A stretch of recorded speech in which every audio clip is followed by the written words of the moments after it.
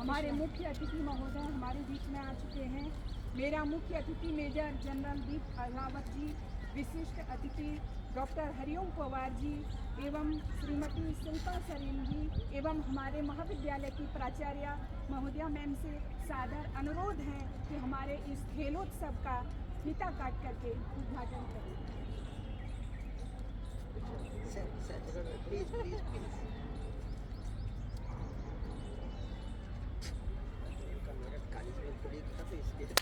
और हमारी छात्राएं हमारे मुख्य अतिथि महोदय एवं समस्त अतिथियों का स्वागत तालियों से।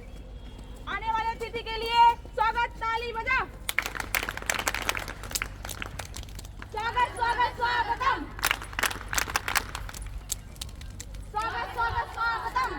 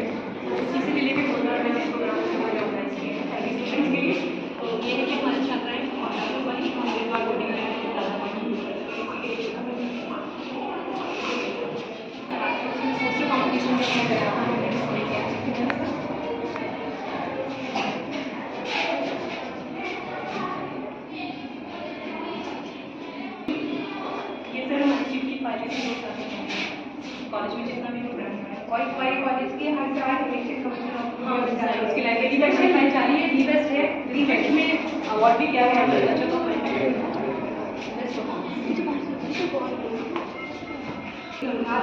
ये सब मेरे बच्चों से सबसे ज़्यादा कॉलेज में सबसे ज़्यादा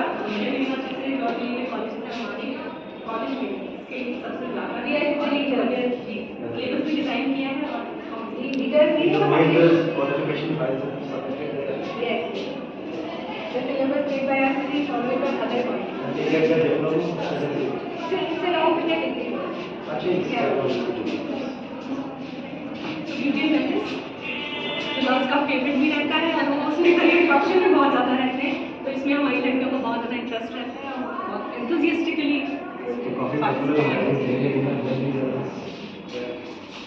सभी हमारे कॉमर्स डिपार्टमेंट के स्टूडेंट्स हैंडीक्राफ्ट में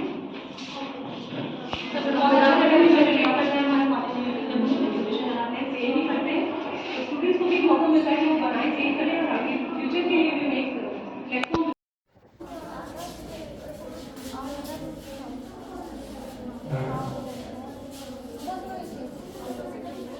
करना चाहूंगी फीता काट करके हमारे इस आज का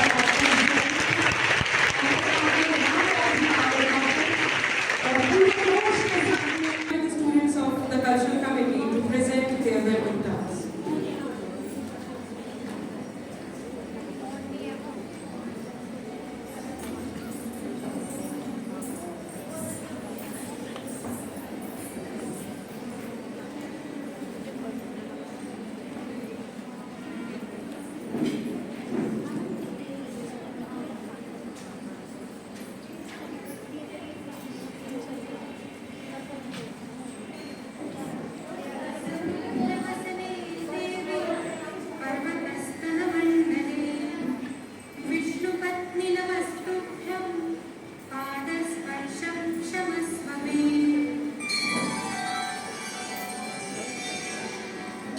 वक्रतुण्ड महाकाय सूर्यकोटि समप्रभ निर्विघ्नं कुरु मे देव सर्वकार्येषु सर्वदा।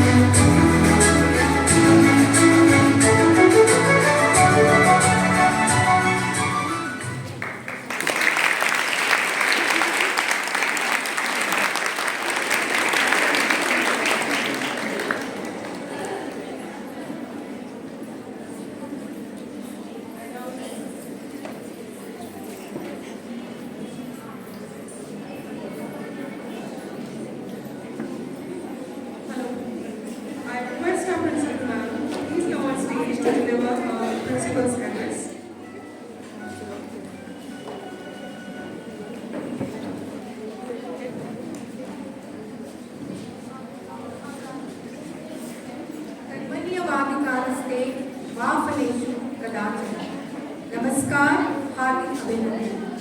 महाविद्यालय के सभागार में आप सभी का कनोहरलाल स्नातकोत्तर महिला महाविद्यालय में की ओर से इस परिवार की ओर से सुस्वागत।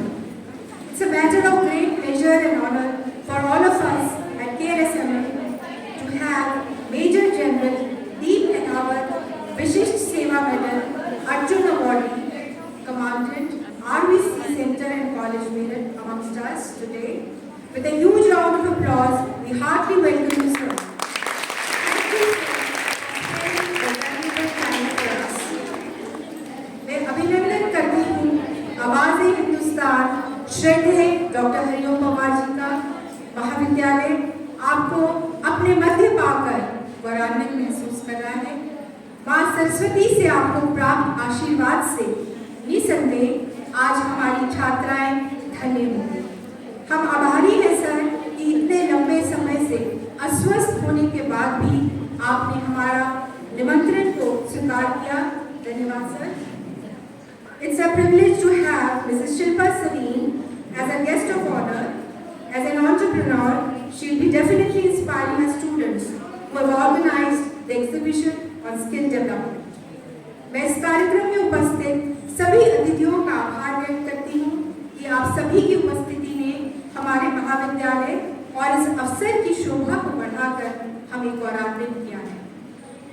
देवियों और सज्जनों, बहुविषयी शिक्षा, संपूर्ण विकास, जड़ से जड़ तक, मानव से मानवता तक की बात राष्ट्रीय शिक्षा नीति 2020 में समावेशित है और ज्ञान की अनवरत एवं समृद्ध संचरण प्रवाह में शिक्षा नीति व शिक्षण प्रक्रिया की ये जो एक धार है, उसमें यह महाविद्यालय भी सहज, साधारण पर दृढ़ता से अपनी भूमिका को निभा रहा है। गुणवत्तापरक शिक्षा के साथ नवाचारी कौशल विकास व नवीनतम तकनीकी से नई पीढ़ी को सशक्त करती हमारी कोशिशों और भूमिका का एक अलंकरण है ये सुदीक्षा कार्यक्रम। विश्व धरोहर के लिए हमारी समृद्ध विरासतों को भावी पीढ़ी के लिए पोषित और संरक्षित किया जाना गत 2 वर्षों के Sudiksha from Vedas to metaverse अस्मिता का अमृतकाल और इस वर्ष का अमृतकाल में रामराज्य एक छोटा परंतु अहम कदम है। आधुनिक समाज में नैतिकता, शासन और मानव संबंधों के मुद्दों का समाधान प्राप्त करने के लिए भगवान राम की शिक्षाओं का महत्व आज भी अद्वितीय है। रामराज की अवधारणा में हमें समाज में शासन और न्याय की महत्वपूर्णता का बोध मिलता है। श्री राम के शासनकाल में धर्म, न्याय और समाज में सबको समान अवसर मिलते थे, जिससे हमें आज भी सीखने की आवश्यकता है। रामचरितमानस के बालखंड में भगवान विष्णु के राम अवतार का कारण और भगवान की लीला का उद्देश्य समझाते हुए भगवान शिव कहते हैं, बोले बिहसी महेश तब ज्ञानी मूढ़ न कोई, जेहि जस रघुपति कहीं जब सो तस तेहि क्षण हो। अर्थात कोई भी इस भ्रम में ना रहे कि वह सज्ञानी है या कोई भी हमेशा मूर्ख नहीं रहता। भगवान की जब जब जैसी इच्छा होती है तब वह प्रत्येक प्राणी को वैसा बना देती है। इसलिए कभी किसी चीज का अहंकार नहीं करना चाहिए। जो अहंकार करते हैं वे समाज में कभी आगे नहीं बढ़ पाते। ईश्वर ने एक छात्रा, शिक्षिका, समाज व राष्ट्र के नागरिकों के रूप में हमारी भूमिका और हित नियत किए हैं। अपनी भूमिका का समर्थ निर्वाह ही हमारी मर्यादा एवं उपलब्धियां हैं। So whatever role we are in, we need to give our 100% and stay humble always. Ladies and gentlemen, we at KLSMM are committed to give our best to our girls so that each and every one of them contributes to the nation building.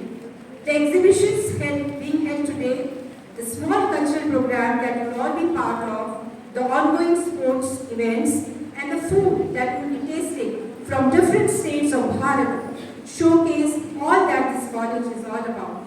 I would like to proudly share with my esteemed guests that the college is running 14 skill courses and ये university में हमारा महाविद्यालय अग्रणी है इसमें। अभी आपने देखा हमारी एग्जीबिशंस को, और शायद कार्यक्रम का बहुत समय ले रही हूँ इसलिए अपने आप को नहीं रोकती हूँ और पुनः आपका स्वागत करती हूँ महाविद्यालय परिवार की मशाल यात्रा सुदीक्षा में।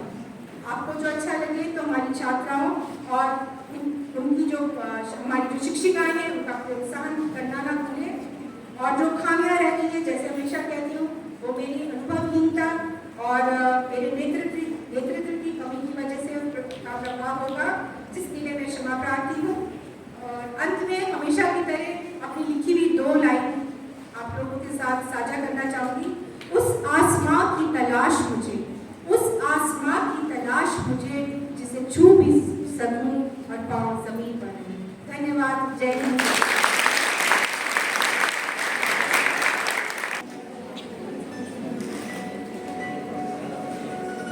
आइए आज हम जानते हैं एक ऐसे महापुरुष के विषय में जिनको मर्यादा पुरुषोत्तम श्री रामचंद्र जी कहा जाता है।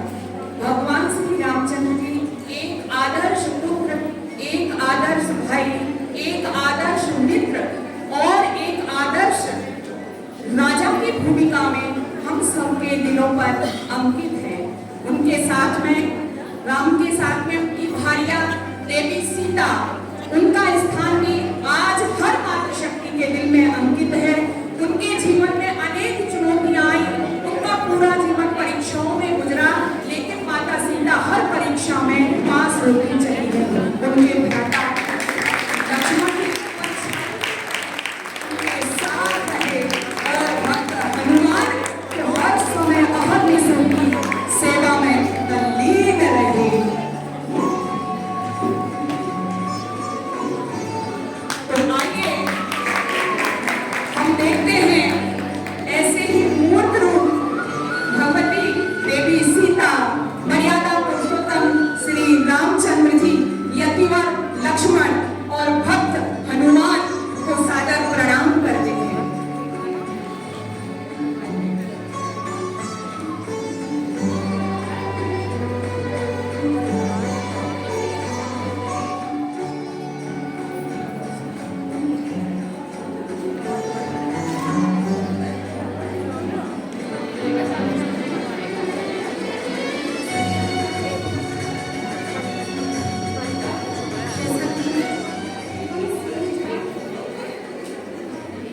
रामायण महर्षि वाल्मीकि द्वारा रचित एक पवित्र ग्रंथ है, जिसमें प्रभु राम की जीवन यात्रा का संपूर्ण विवरण वर्णित है। लेकिन यहाँ राम कथा के उन नारी पात्रों का चयन करते हैं जिन्होंने राम के पर्दे के पीछे रहते हुए अपना पूरा सहयोग दिया, जैसे माँ कौशल्या का समर्पण, सुमित्रा का त्याग, सीता का राम वनवास में सहयोग करना, उर्मिला, मांडवी, श्रुत कीर्ति का गहन वियोग, माता अनुसुईया का ज्ञान दर्शन, माता शबरी का प्रभु राम के लिए पूरे जीवन काल प्रतीक्षा करना। तो आइए देखते हैं ये लघु नाटिका।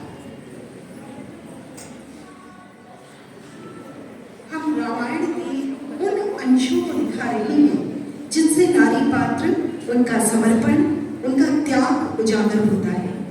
यह नाटक रामायण की कथा नहीं है, अपितु यह रामायण कालीन उन नारी पात्रों का चरित्र चित्रण है जिन्होंने अपना पूरा जीवन त्याग, बलिदान, समर्पण में लीन होकर भक्ति के साथ प्रभु राम की लीला को समर्पित किया है। आइए उन्हीं पात्रों से मिलते हैं। यत्र नार्यस्तु पूज्यते रमन्ते तत्र देवताः यत्र तास्तु न पूज्यते सर्वास्तत्र फलाः क्रियाः नास्ति मातृसमोत्साय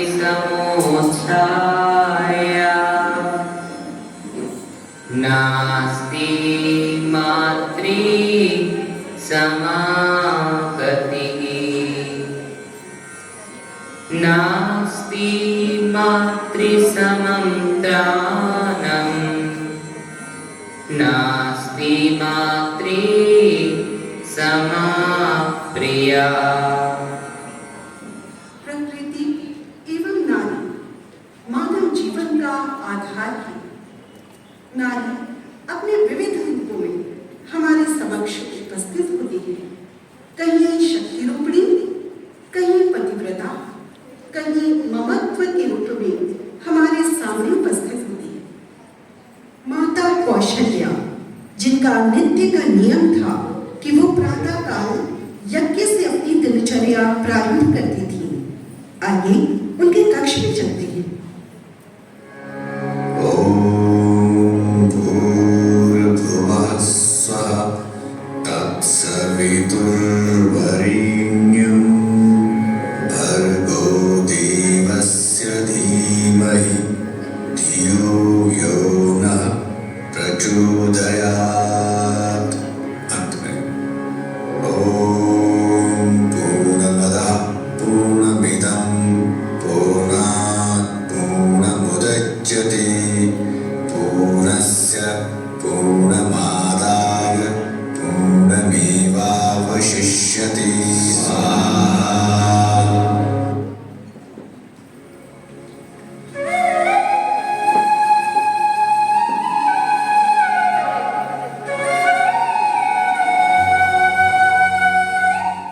आओ वत्स, आसन ग्रहण करो।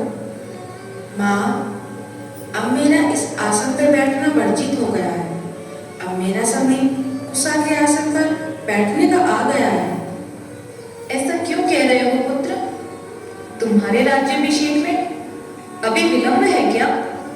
माँ, अब मुझे अयोध्या का राज्य नहीं अपितु 14 वर्ष के लिए वन का आदेश मिला है। क्या? ऐसा किसने कहा है? तुम्हारे पिता ने पुत्र?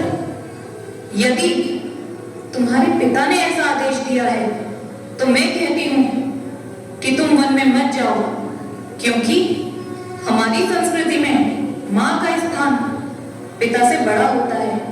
और यदि तुम्हारी माँ और पिता ने ऐसा कहा है तो मैं कहती हूँ कि तुम वन चले जाओ और वह वन तुम्हें स्वायोध्याओं के समान मंगलमय हो।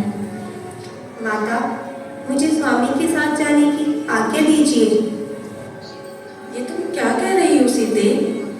तुम्हें अनुमान भी है उस दुर्गम वन में भरे कंकड़ कांटों पर कैसे चल पाओगी? वहां भयानक वन में विषैले सर्प, भयानक राक्षस, इन सब के बीच तुम कैसे रह पाओगी?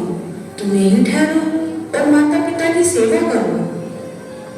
उठो पुत्री, मैं तुम्हें राम के साथ वन जाने की अनुमति देती हूँ।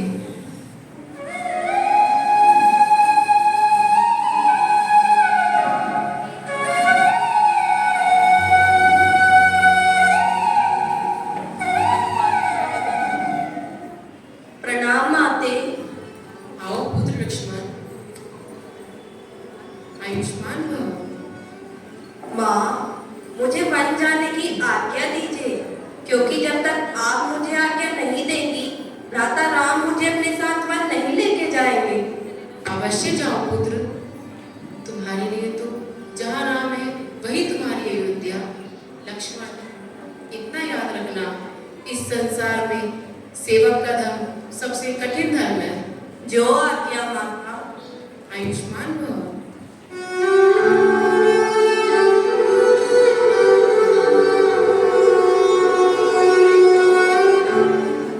आइए, अब हम आपको लेकर चलते हैं उर्मिला की ओर, जो एक ऐसी पात्र है जो पर्दे के पीछे रहते हुए त्याग और समर्पण की देवी के रूप में मानी गई। वास्तव में दाम्पत्य जीवन के बीच जो एक घाटियाँ चलाती है, वह दुर्भाग्यवश 14 वर्ष तक उर्मिला को प्राप्त नहीं हुई। ऐसा था उत्कृष्ट उर्मिला का आत्मसमर्पण और जो वचन उर्मिला ने अपने भर्ता लक्ष्मण को वन जाते समय दिया था कि वह उनके वियोग में अश्रु न बहाकर निष्ठापूर्वक अपने दायित्वों का निर्वाह करेगी, उसका भली भांति पालन किया।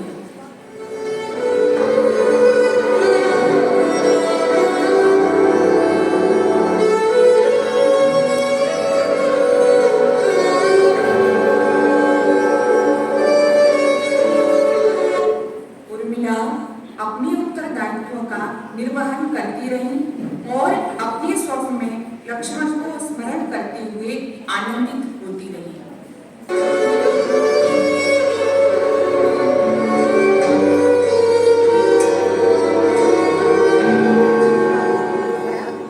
सीता और उर्मिला के साथ साथ मांडवी और श्रुतकीर्ति के त्याग को भी भुलाया नहीं जा सकता। माता कौशल्या और सुमित्रा का समर्पण भी अतुलनीय माना जाता है। जहाँ एक ओर सीता ने वन में कष्टकारी दिनचर्या को भी सहजता से व्यतीत किया, उसी प्रकार उर्मिला, मांडवी और श्रुतकीर्ति ने भी सूर्यवंशी परिवारिक जनों के उत्तरदायित्वों को सुगमता से निभाया। दूसरी ओर श्री राम लक्ष्मण और सीता के साथ वन में भ्रमण करते करते ऋषि अत्रि के आश्रम में पहुंचते हैं, जहां उनकी भेंट ऋषि अत्रि और उनकी धर्मपत्नी अनुसुईया जी से होती है। यहाँ अनुसुईया जी सीता जी को पतिव्रत धर्म की शिक्षा प्रदान करती हैं। अनुसुईया जी हिंदू महाकाव्य रामायण की एक पात्र है। वह अपनी पवित्रता के लिए जानी जाती थी। श्रीमान, महर्षि से निवेदन कीजिए कि महाराज दशरथ का पुत्र राम सीता और लक्ष्मण सहित उनके दर्शनों की आज्ञा चाहता हूँ। श्री राम, लक्ष्मण, देवी सीता सहित आपके दर्शनों की आज्ञा चाहते हैं। राम आ गए। आज कितना शुभ दिन है, हम स्वयं उनका स्वागत करेंगे।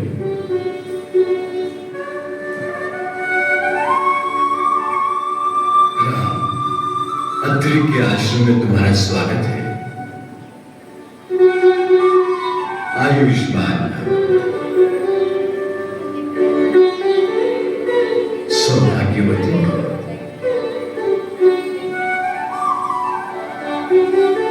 कल्याण पधारो। देवी सुइन से मिलो।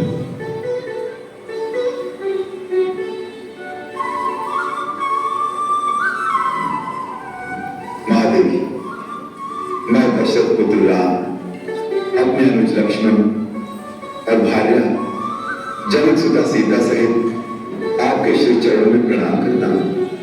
आयुष्मान भव।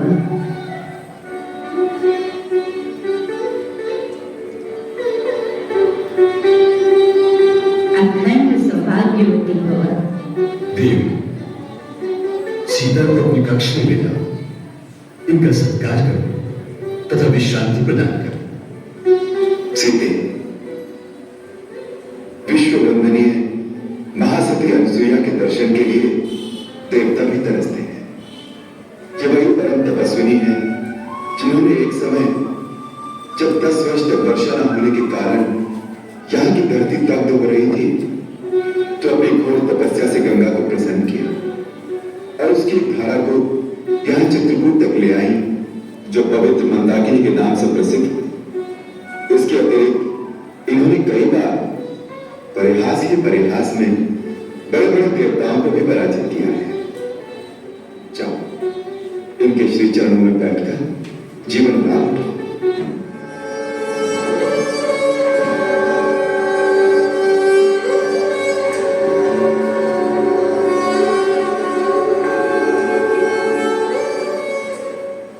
नगरस्थो वनस्थो वा शुभो वा यदि वा शुभः या सां स्त्रीणां प्रियो भर्ता तासां विलोका महोदया तुशीला कामवृतो वा धनैर्व परिवर्जितः स्त्रीणां आर्य स्वभावानां परमं देवतां पति। देवता कई प्रकार से नारी की परीक्षा करते हैं, कई प्रकार का प्रलोभन भी देते हैं, परंतु जो नारी अपने धर्म पर अडिग रहती है तो देवता तो क्या, सारी सृष्टि का विधान उसकी आज्ञा के अधीन हो जाता है।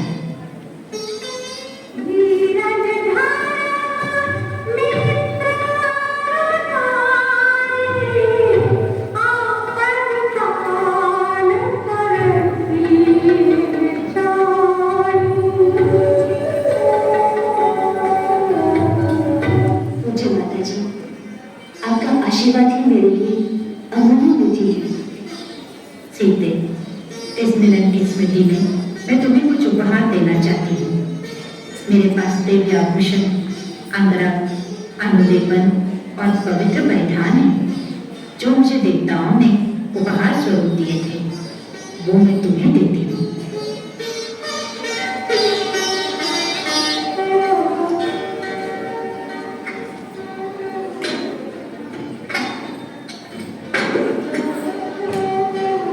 ये वस्त्र आभूषण मैं तुम्हें देती हूँ। ये सब देवांगनाओं का दिया हुआ उपहार है। ये वस्त्र या आभूषण कभी मलिन नहीं होंगे। इस अंगरख और अनुलेपन का प्रयोग करने से तुम सर्वदा युवती ही दिखाई दोगी। सीते, अब तुम ये वस्त्र और आभूषण मेरे सामने धारण करो।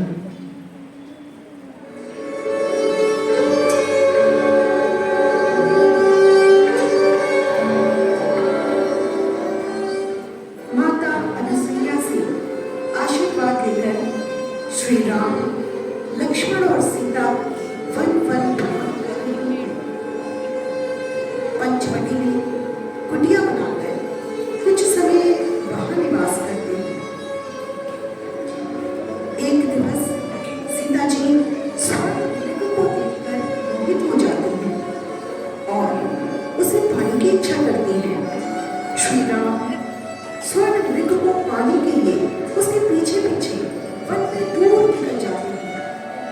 और सीता लक्ष्मण को राम की सहायता हेतु भेज दिया।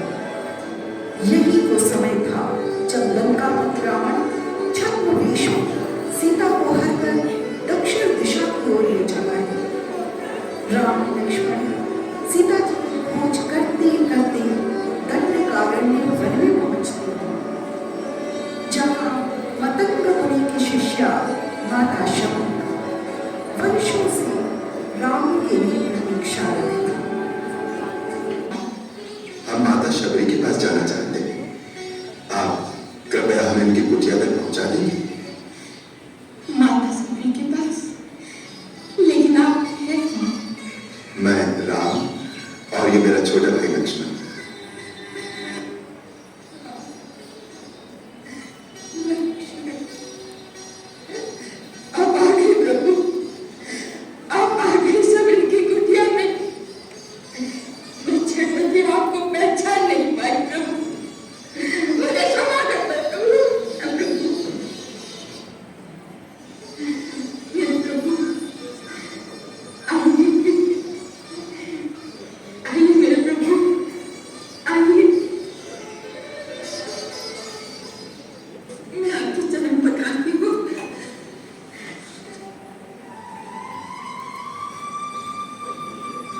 नहीं नहीं माता, अब इसकी कोई आवश्यकता नहीं।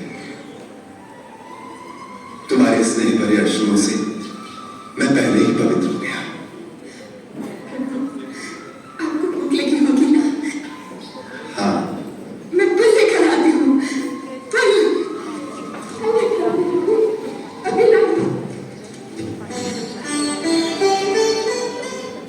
परसों से प्रतिदिन आपके लिए मैं मीठे मीठे पेड़ लेकर आती हूँ प्रभु। परसों से खाइए प्रभु, बहुत मीठे हैं। मैंने चक कर रखे हैं। लक्ष्मण खाओ।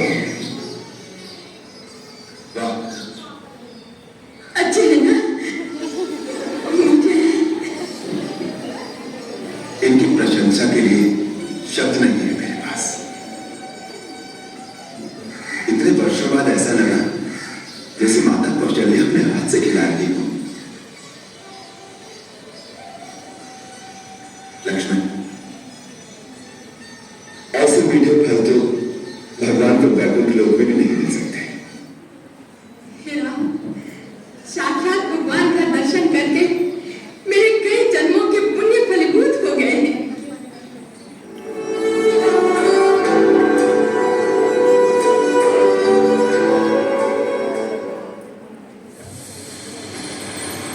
ये कथा है रामायण की, जहाँ श्री राम वनवास से अयोध्या पधारे। चारों ओर फैला था आनंद, चलाचल था खिला खिला। स्वागत की तैयारी में व्यस्त थी अयोध्या की 3 बहुएं, शुभकीर्ति, मंडवी और उर्मिला।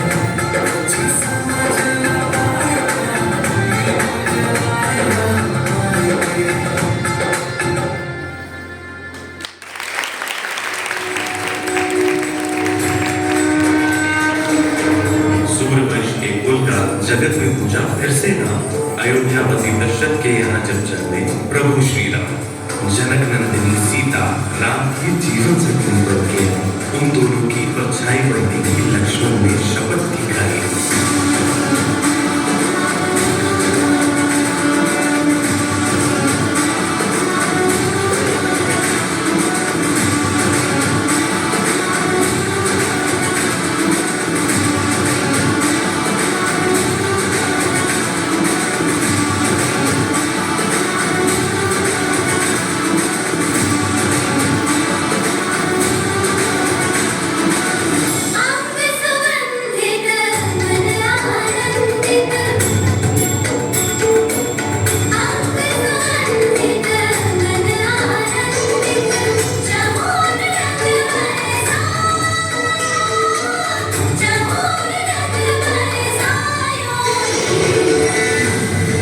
पंचवटी में शूर्पणखा का हृदय राम पर आया।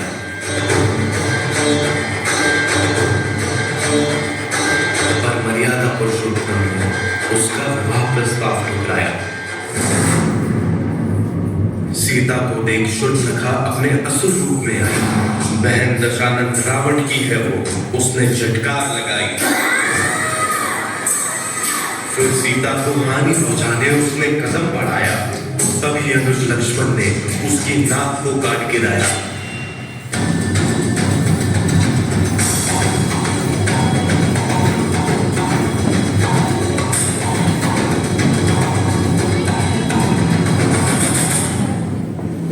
ऐसा घोर अपमान दशानन रावण कर न सका सहन।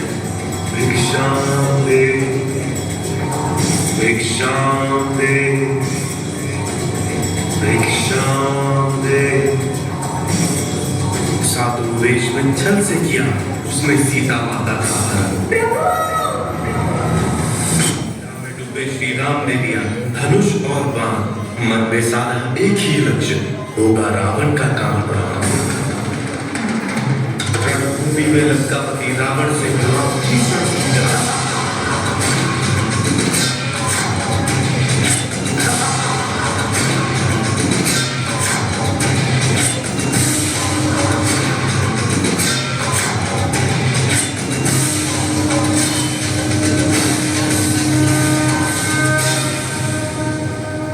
गिरा दशानन भूमि पे और मुख से निकला जय Shri Ram.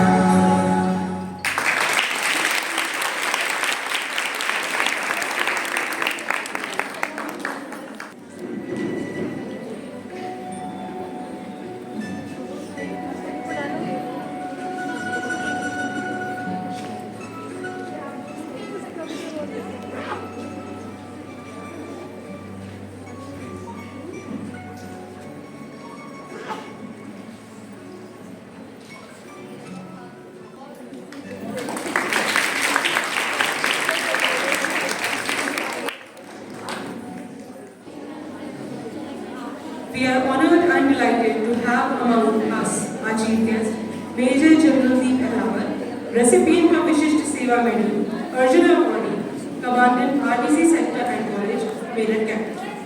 In a stirring military career spanning over 33 years, the General Officer has held multidisciplinary command and staff appointments in various organizations and served a wide spectrum of terrain profiles.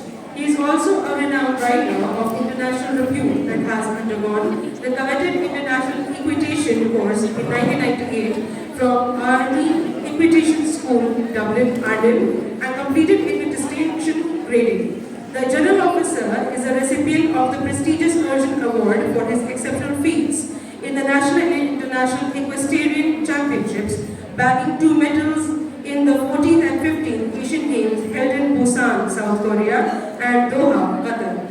He has also been awarded the Vishisht Seva Medal by the President of India, 2 Chief of Army Staff Commendation Cards, and GOC-INC Commendation Card for his distinguished and extraordinary services. Recently, he assumed the prestigious appointment of the Commandant, RDC Center and College on 14th May 2023. I request Sir to please come on stage and enlighten us with your inspiring words.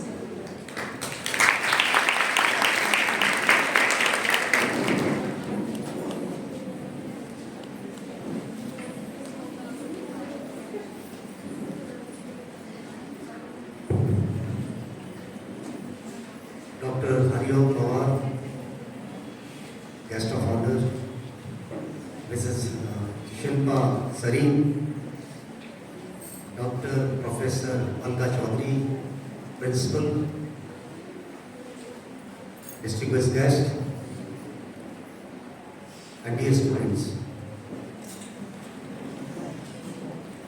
I'll not take much of time because a lot of events are lined up on this annual fest. But I'll definitely say a few words on this occasion. It is indeed my singular honor to be here and having been invited as chief guest on this annual college feast.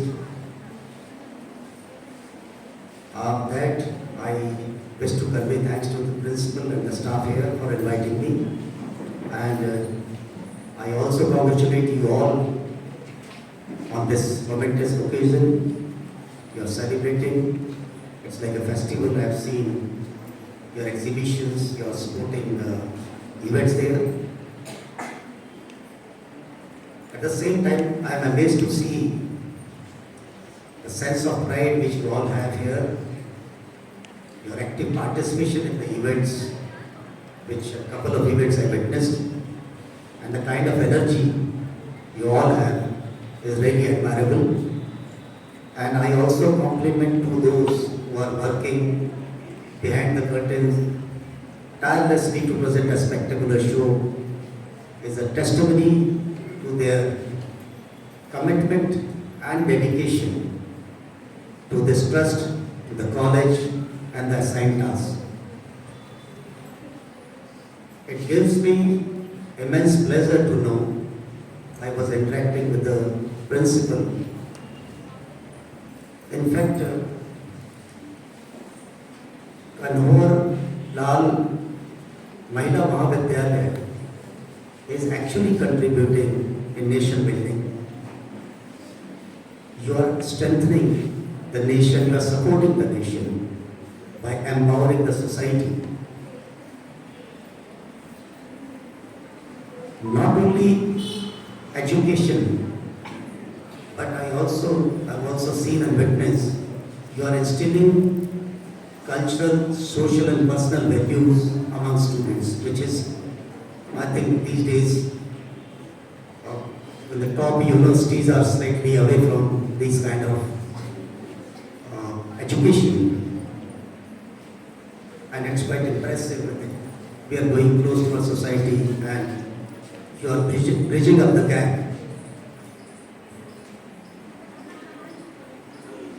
Here in this institute, apart from imparting education, you are also imparting learning skills.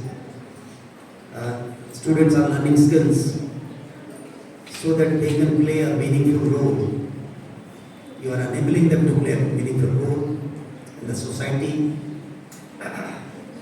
wherever they work, at workplace, in their families, and of course, they will be the real contributor in the times to come. Knowledge is power, you all know, is a real power if you understand. And learning is a continuous process. Throughout life, one is a learner. Now with this age, we are also learning a lot of things. Like here also, I learned few things. So you should not think you have achieved everything. Throughout life, we struggle and learn, and we should. Then only the nation will progress. You must develop. I'm talking of my experience. You must develop reading and writing a habit if you have to achieve something at the top. Because reading and writing is an art, and which actually reflects your knowledge. Generally, you know everything, but sometimes it's difficult to pen down, to speak, which is very, very important.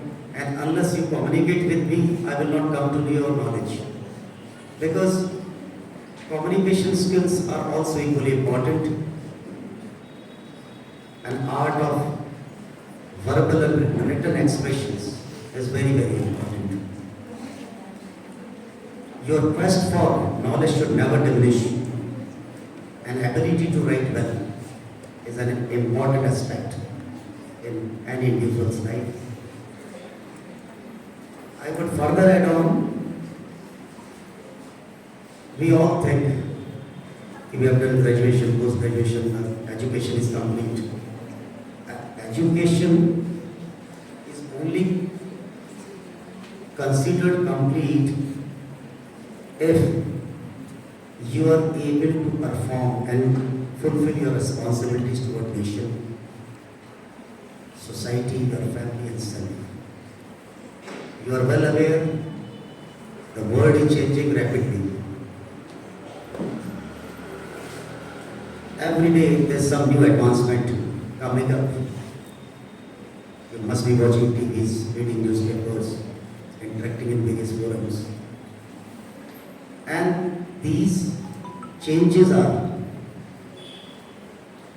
driven by globalization, digitalization, technological advancement. There are so many things.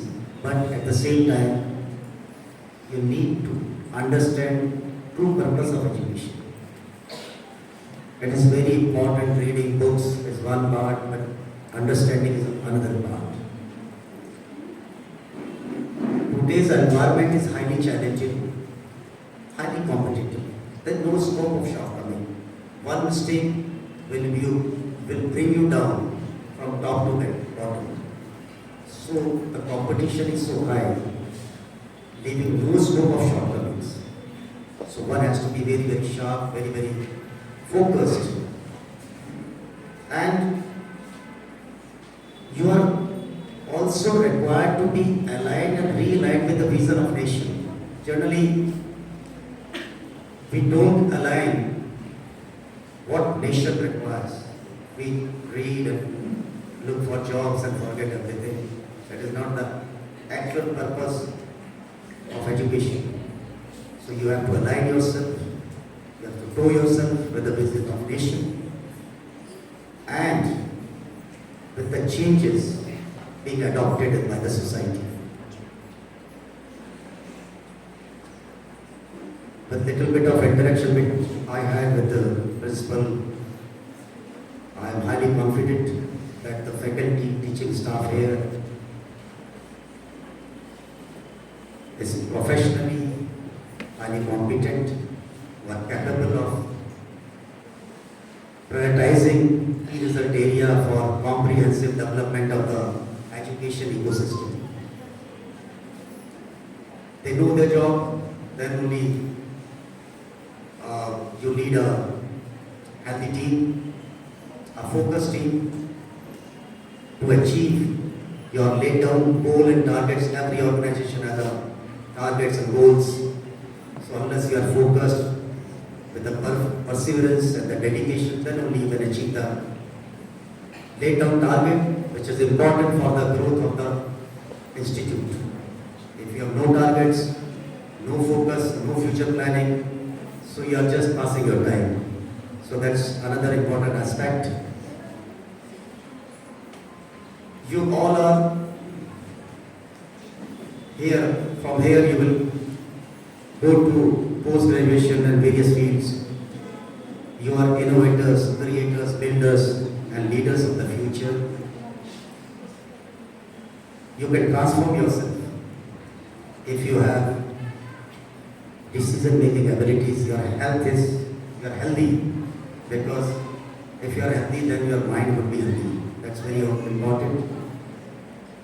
You have goals, then only you have right skills, then only you can pursue.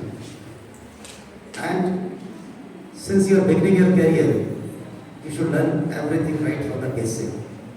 Generally, we become a little superficial and lose the base. That is also very important.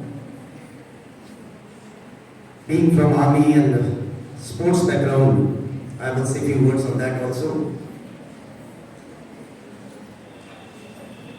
To remain healthy, you have to do something. By sitting on a bed or a chair, you can't be healthy.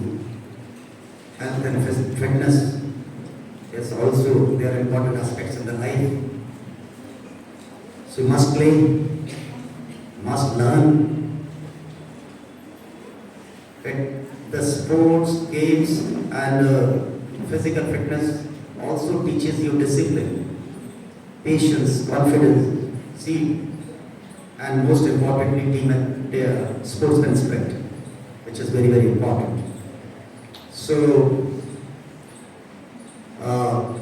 I would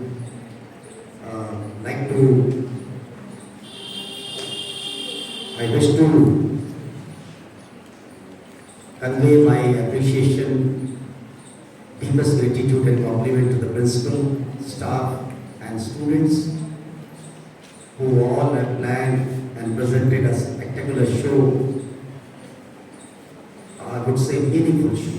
Your exhibitions, which I saw, clay craft, handicraft, beauty and wellness. There are so many things which convey, these things convey a lot of meaning if you understand, and your involvement, your hard work, your approach. I appreciate that. At the end, I pray and may God Almighty shower His choicest of blessings on each one of you, and may this institute, Kanora Mahavidyalaya, attain pinnacle of glory. Thank you very much.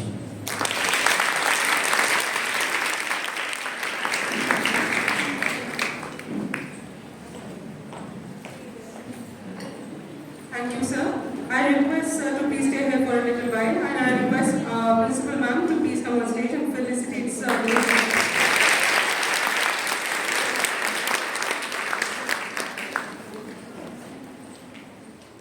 हमारे मध्य में उपस्थित हैं हमारे आज के कार्यक्रम के विशिष्ट अतिथि आदरणीय डॉक्टर हरिओम पवार जी।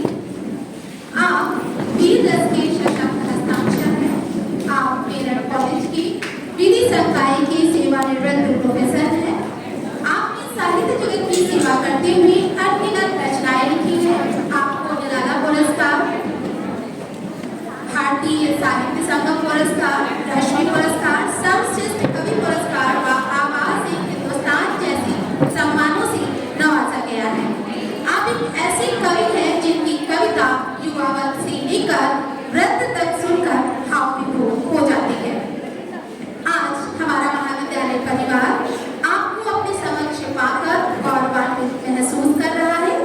मेरा आपसे सादर अनुरोध है कि आप मंच पर आए और अपने वक्तव्य से हमारी छात्राओं को लाभान्वित करें।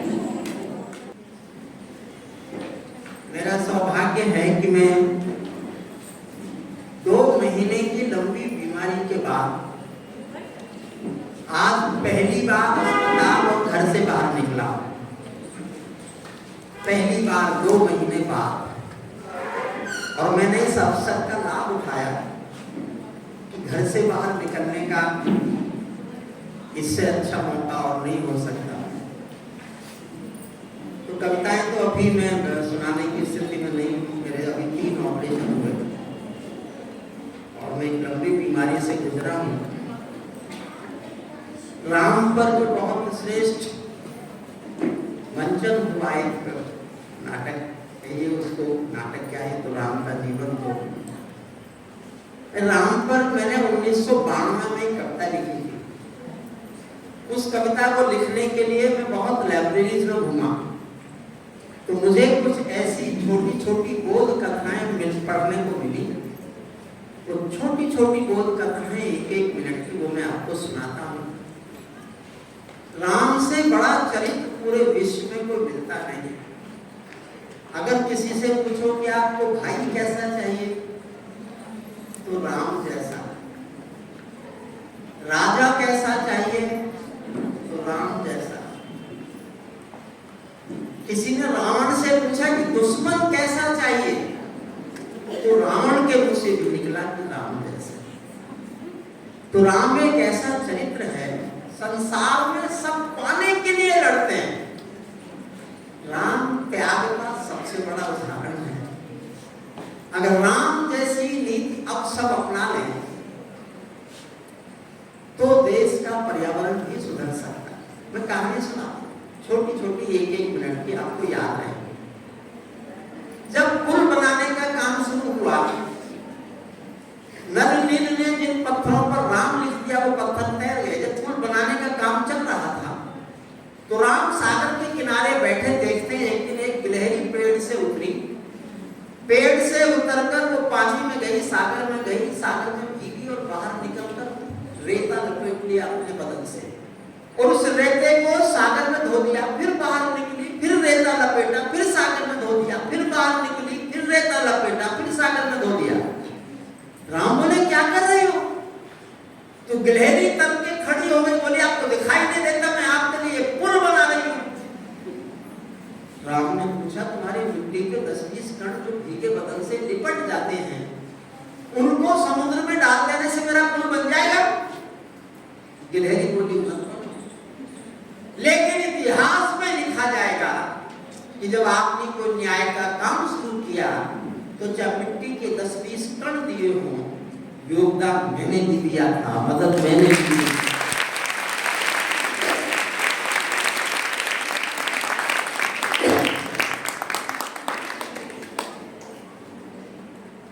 प्रिंसिपल महोदया मेरी छोटी बहन है, मेरठ कॉलेज में हमने साथ काम किया है।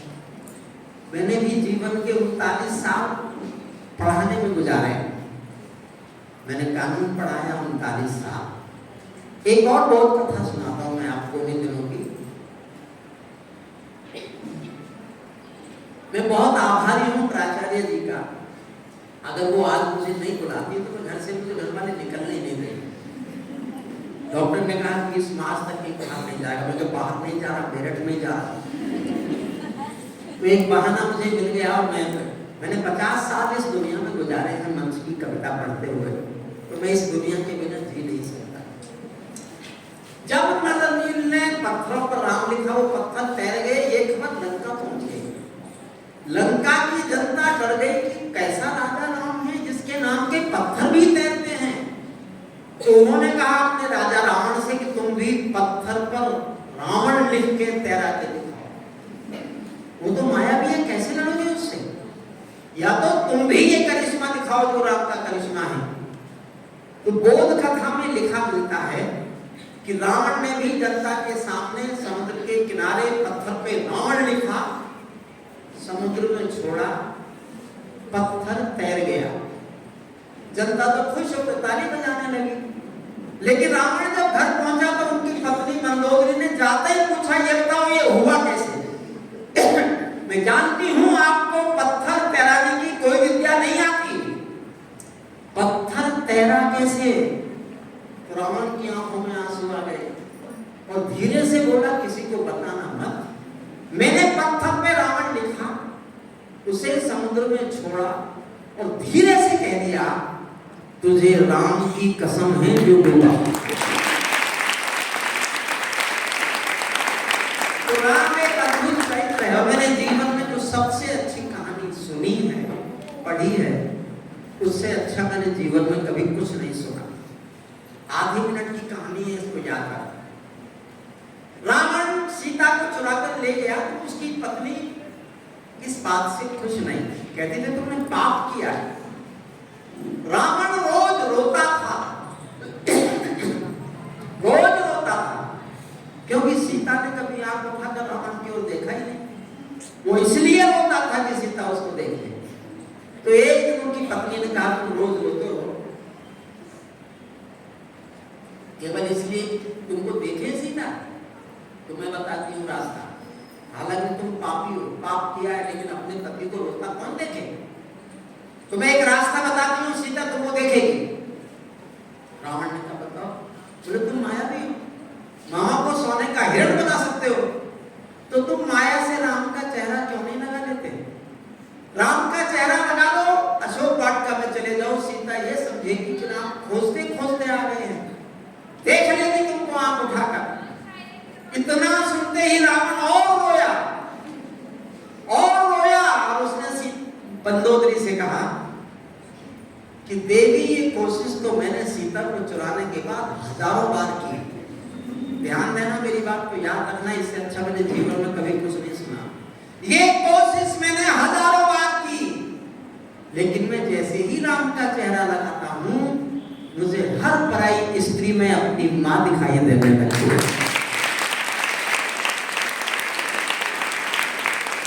देखिए राम के चरित्र, वो एक ऐसा महापुरुष था, आदर्श पुरुष था, भगवान था, देवता था। मैं इस बहस में नहीं पड़ता, लेकिन संसार का कोई चरित्र राम से बढ़कर नहीं है।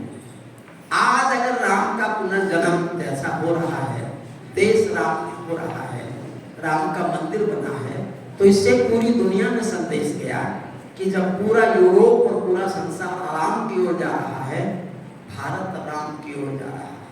जब संसार योग की ओर जा रहा है, भारत योग की ओर जा रहा है।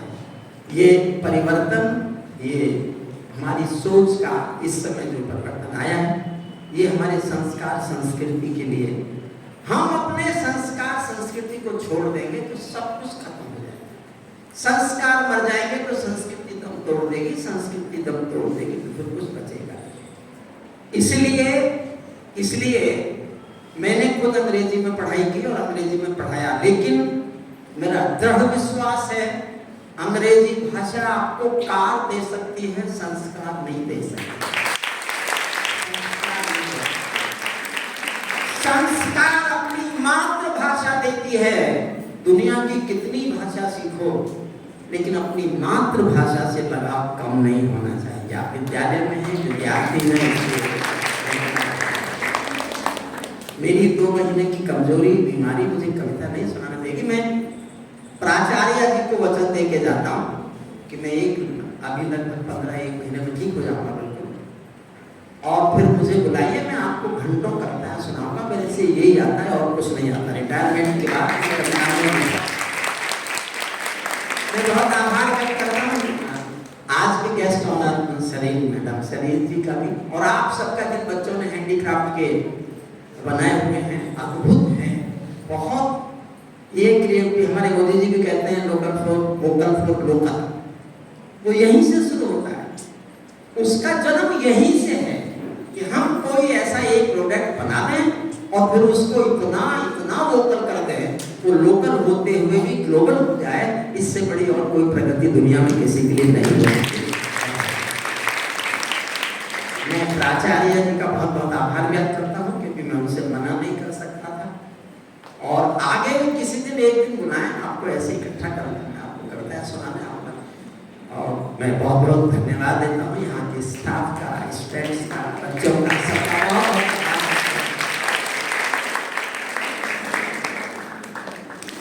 मेरा आदरणीय प्राचार्य जी से सादर अनुरोध है कि आप अपने कर कमलों से हमारे आज के विशिष्ट अतिथि आदरणीय डॉक्टर हरिओम पवार जी को स्मृति चिन्ह भेंट करें।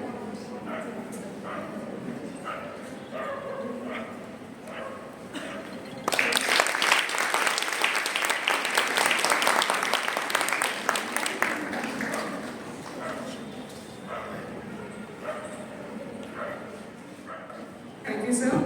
Our next guest of honor is Ms. Chilma Sareen. Ms. Sareen had been running the popular franchisee Furs and Petals for the past 15 years in Meerut.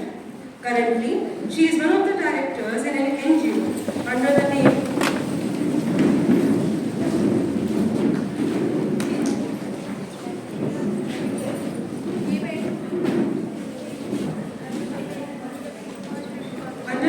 Athens Craftsmanship. This is a women-based NGO. Around 45 women work tirelessly creating handmade products which are then exported worldwide to other countries. I request Ms. Sareen to please enlighten us with your wise words.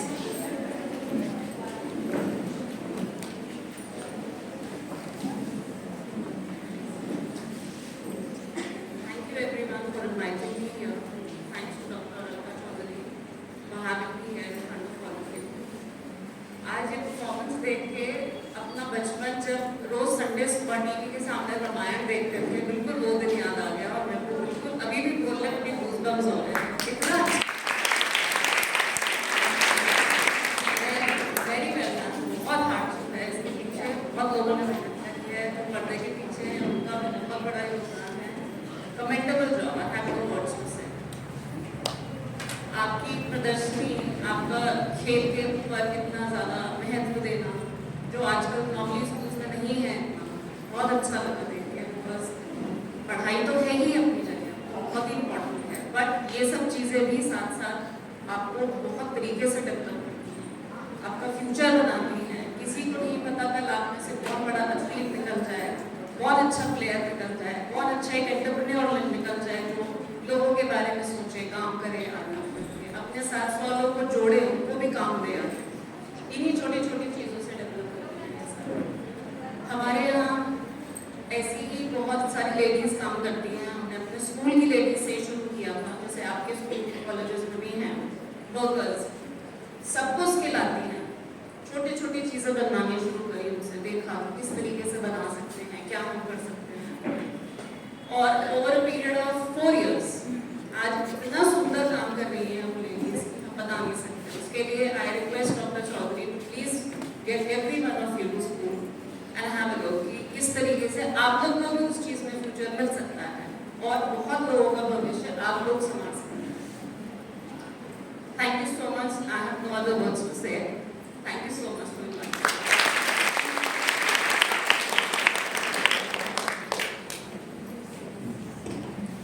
Thank you, ma'am. I request the principal, ma'am, to please come on stage and felicitate Ms. Sareen with a memento.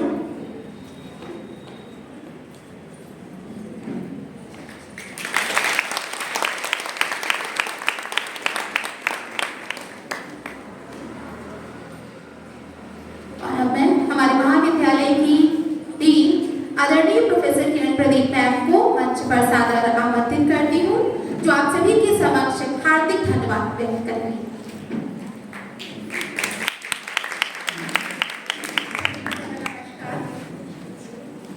हमारे कार्यक्रम का अंतिम चरण एक राष्ट्रीय formality ही है, लेकिन आप सब आए तो धन्यवाद ज्ञापन हेतु सर्वप्रथम मैं धन्यवाद कर रही हूँ मेजर जनरल डी पहलावत जी का। हालांकि वो समय चले गए हैं, मेरे शेड्यूल से आप हमारे पास आए और हमारे कॉलेज को सम्मानित किया। धन्यवाद ज्ञापन कर रही हूँ मैं डॉक्टर हरिओम पवार जी का, वो भी शायद चले गए हैं यहाँ से। आपने अभी उनको सुना, वो केवल विश्व क्या कवि ही नहीं है, शब्दों का भंडार है उनके पास में, ज्ञान का भंडार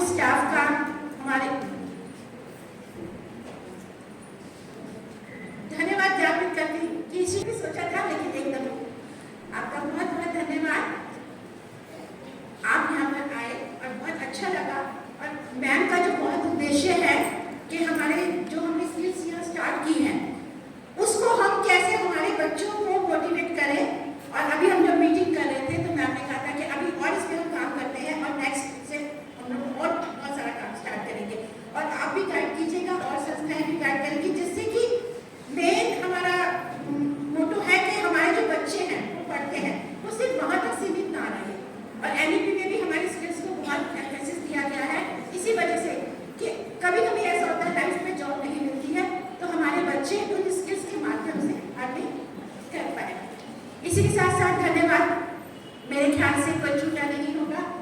और एक धन्यवाद और हमारे दीपक जी का, जिन्होंने हमारे IT एक्सपर्ट हैं, उन्होंने बहुत मेहनत से हमारा सहयोग दिया और जो ये ट्रैक बनाया गया तैयार किया गया है, हमारे बच्चों ने ही डायलॉग्स बोले हैं और दीपक जी ने सारा इसका काम किया है। इसके साथ साथ मैं सभी का धन्यवाद, हमारे प्यारे बच्चों का धन्यवाद, आप सभी का एक बार पुनः धन्यवाद करती हूँ। और आप इतनी प्रेशर से यहाँ बैठे हैं तो मुझे लग रहा है कि शायद आपको कार्यक्रम अच्छा लगा होगा। एक मैम से मैं परमिशन चाहती हूँ कि मैम इस कार्यक्रम में मैं क्या अपने समिति के सभी सदस्यों को एक बार स्टेज पर बुला के मैं सभी सदस्यों को, समिति के सभी सदस्यों को एक बार स्टेज पर बुलाना चाहती हूँ, क्योंकि पर्दे के पीछे हमारे ये पात्र हैं जिन्होंने अपना अपना कार्य का निर्वाह किया। मैम आपको भी बिल्कुल मैं आपको भी सादर आमंत्रित करती हूँ।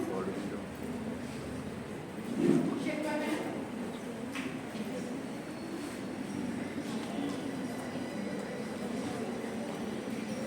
एक बार जोरदार तालियों के माध्यम से